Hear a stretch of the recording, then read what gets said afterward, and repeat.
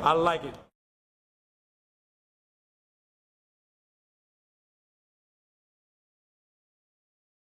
Tell them the name, they say is running the game. Military, man. Hold up, man. It's your boy Chamillionaire, the mixtape Messiah, Houston's hardest artist. Tell them I said it. A lot of times, what we notice is that in the game, dudes don't understand that independent grind.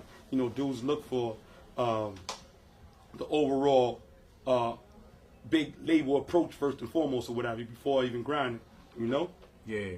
I mean, I always tell everybody it's all about the 3 L's, man. You got to learn the game before you live the game, and then you'll love it. You know what I'm saying? Everybody always want to jump head first into the waters without, you know, doing the research, and that's kind of what I did. I kind of sat in the cut a little bit and just watched other people do it and learned how to do it before I got in there. You know, I could tell you a lot about selling records independently because I sat and watched so many other people. But I ended up getting it on my own. We're all against each other. So now you got the magazines coming against each other, all trying to make us battle. It's getting bigger and bigger, and these guys are real big now. They on the VMA, they on, you know, whatever, you know, and everybody's just kind of rooting for Chamillionaire. But then you got Chamillionaire, who's really one of the most successful when it comes to selling independent records. Like, it's a difference between getting on a CD and rapping and being hot than to actually moving it. Like, I did a lot of legwork myself. Like, I was actually the person that walked into his store and argued with him every day over the price of the CD, you know? Like, it wasn't nobody pushing me. I did it all myself. Like, I had to walk in there and argue with him. To this day, he'll tell you, like, I've been an asshole to him, you know what I'm saying? Like, I'll be like, nah, I'm not going lower than $8 a piece. And he'll be like, man, I'm buying 1,500 CDs. We're like, can't go lower, you know what I'm saying? But that's what we was going through to get to where we at. And now the fans are just rooting for me to make it because they look at me as the underdog. And then musically, they look at me as one of the more lyrical rappers out of the South. And they feel like I'm one of the people that represent right for them. And out there in Texas, it's just a whole other way of life, man. We was forced to learn how to sell these records independently. So when people find out about somebody selling 40, 50,000, or 100,000 out there, it's a way of life because we was forced to learn how to sell records out the trunk, you know. There wasn't no Def Jam, wasn't no Sony or no A&Rs. You know, it was just us and land. That's it. You know, survival of the fittest to see who could take it over. So all these little young niggas start going out there and start trying to get the money, and I was one of them, you know what I'm saying? Right, and that's respected or whatever.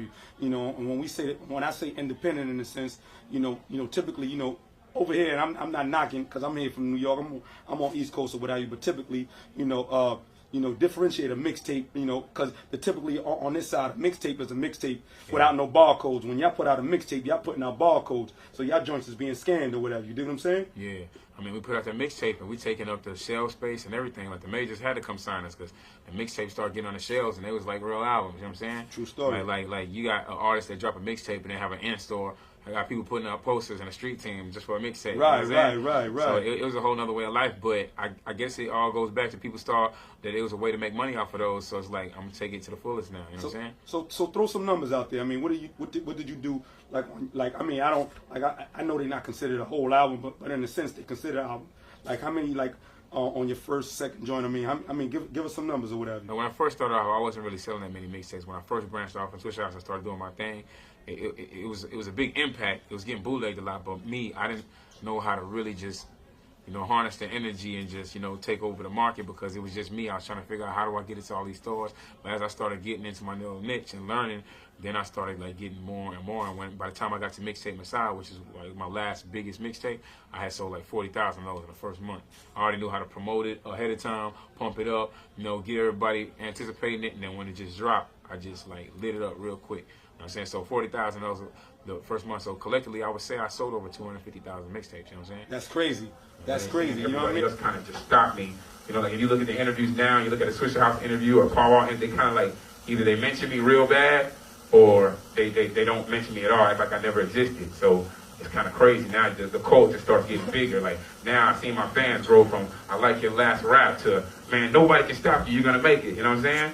So I'm just seeing it real big, and it's gonna be big because I'm gonna stay on the road and I'm gonna keep pushing it. That's one thing I see a lot of people just give up. Like my whole way to where I'm at now, everybody told me everything I was doing wasn't gonna work, and I did everything against the grain. Like when everybody was taking that little sunny road that way, I seen this road and it had thunder and lightning and a dead cow in the middle of the road, and I walked that way. You know what I'm saying? But somehow I found a way to step over that cow and make it to the end. You know what I'm saying?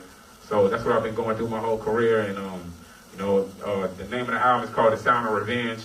I basically called it The Sound of Revenge, and a lot of fans think that it's like, oh, he's gonna be dissing everybody, but it ain't really no dissing. It's just like we had them beefs and stuff in the past, but it's just to show them that success is the best revenge. You know what I'm saying? Like I had to learn that. I had to mature and realize I was getting mad over every little thing that everybody's doing, because it's hard. Like, say if me and you don't like each other, that's cool, I can deal with that. But say if you don't like me and I don't like you, but you're trying hard to stop me, like that's even harder to deal with when you're trying to get in this game and everybody, you know, I walk into a room and everybody looks like the devil just walked in. You know what I'm saying? But I'm a cool guy, it's little old me, you know what I'm saying? And I was dealing with that for so long, it started just turning into anger, and I started just channeling it at everybody.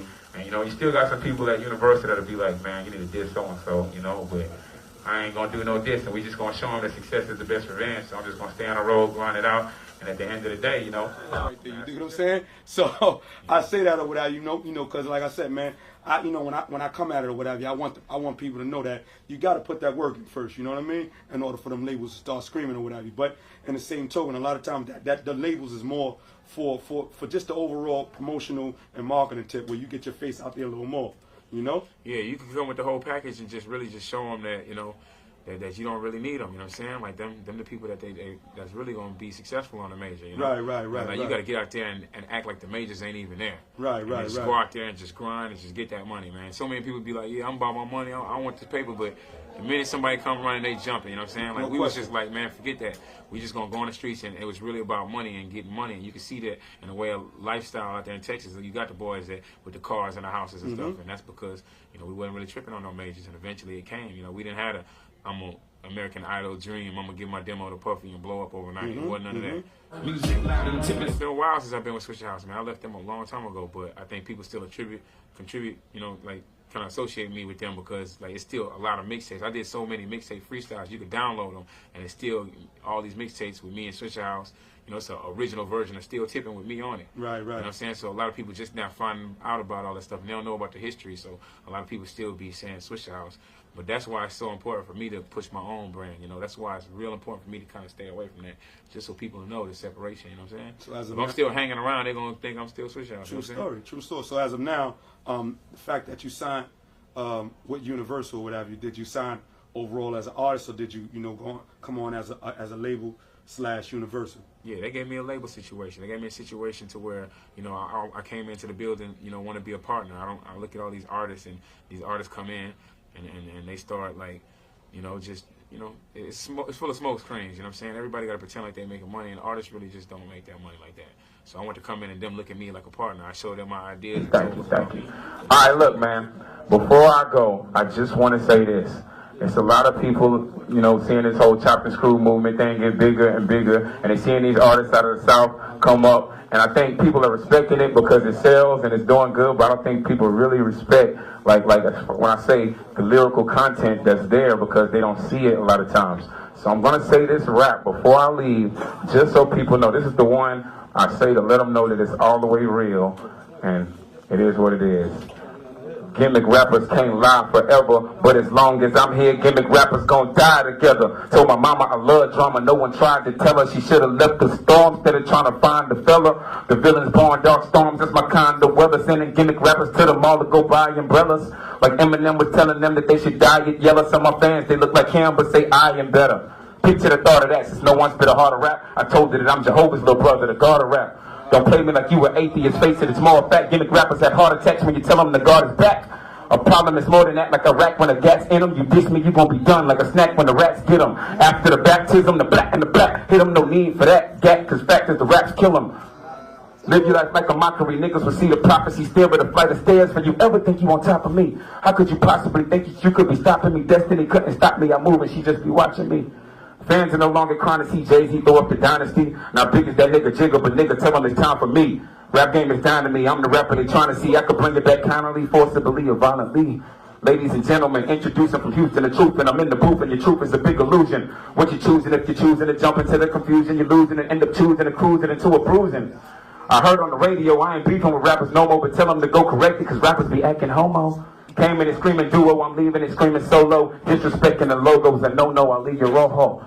That's red in Spanish, real niggas that never vanish. We rise up and then we ride up on haters, prepare to panic. Put your Teflon on, you better go get it planted. I'll rip off your chest piece to make niggas remember Janet. Log on the net, type in the villain and search, and realize what gimmick rappers is hurt. Cause the truth hurts, and you jerks is a package of skirts. Put your little advance back in your purse. That nigga say he don't like me, acting like he my wife, he ain't held a pistol, acting like he the type that would snipe me. You don't like me, invite me. You don't like me, come fight me. And if you can't afford the flight and you don't like me, then write me. I ain't concerned with any of your concerns. I'm trying to stack plaque on top of plaque like gum germs. I got enough tongue twisters to make the tongue turn, make the sun burn. I'm so hot I could get it sunburn. So call up K Slay and ask him who is the truest to spit it, then call up DJ Who Kid, DJ Drama, Vlad, Green Lantern, and Cool Kid. Tell them it's time to switch their playlist up with the new kid. That's what it is. Yeah, man. Just had to leave y'all with that, man, because I don't know if y'all gonna leave and be sleeping on me, man, so y'all can sleep on that, you know what I'm saying? Already. Number 4, one more time, man. Now, again, thank you to everybody for real, like, it's all the way real, you know, like, anybody need anything, I'll try my best to make it happen, you know what I'm saying? I hope I don't want to be one of these rappers that come through and tell y'all this stuff, then later on I'll be Hollywood with y'all, you know what I'm saying? We're gonna try to keep it real. Look at him, you like encore.